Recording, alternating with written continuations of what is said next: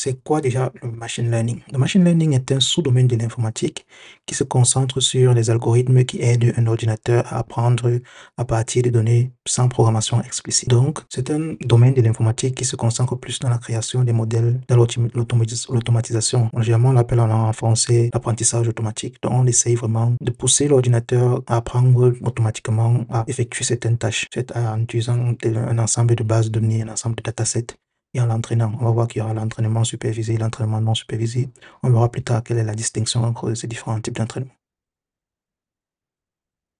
Alors, c'est quoi la différence entre AI, ML et DS? Donc, AI, pour dire intelligence artificielle, Artificial Intelligence, c'est un domaine de l'informatique dont l'objectif est de permettre aux ordinateurs et aux machines d'effectuer des tâches semblables à celles de l'homme et de simuler le comportement humain. Donc, ça, c'est l'intelligence artificielle. Par contre, le machine learning est un sous-domaine de l'intelligence artificielle qui tente de résoudre un problème spécifique et de faire des prédictions à partir des données. Donc, l'intelligence artificielle, c'est tout ce qui regroupe l'apprentissage automatisé. Maintenant, il y a des algorithmes qui n'utilisent pas forcément le machine learning.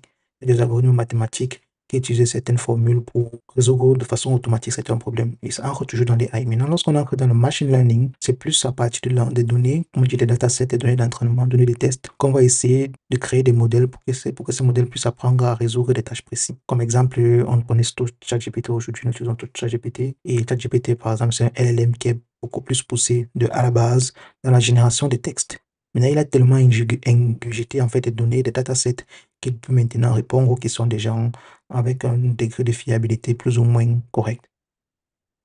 Ensuite, l'IDS, c'est-à-dire le data science, c'est un domaine qui tente de trouver des modèles et de tirer des enseignements des données. Et il peut utiliser machine learning.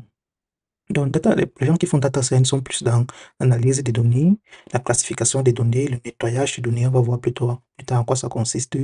Et maintenant, à partir de ces données-là, pouvoir ressortir des interprétations. Par exemple, ceux qui font du data science peuvent lire des graphes et pouvoir dire, OK, il y a la précipitation comme ceci, dans tel nombre de temps, il y aura ceci, et ainsi de suite. Donc, ils sont plus dans l'analyse. Maintenant, pour en effet cette analyse-là, on peut également utiliser le machine learning, mais c'est pas obligatoire.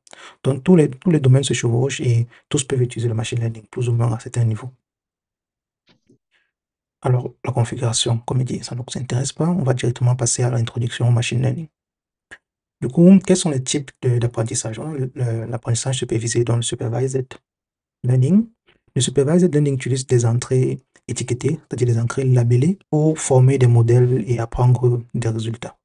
Donc, on aura un ensemble de données avec déjà des réponses. Donc, je peux avoir des données qui décrivent des personnes, leur statut social, également le travail qu'ils ont. J'ai également parmi les caractéristiques de ces personnes-là s'ils ont des voitures ou non.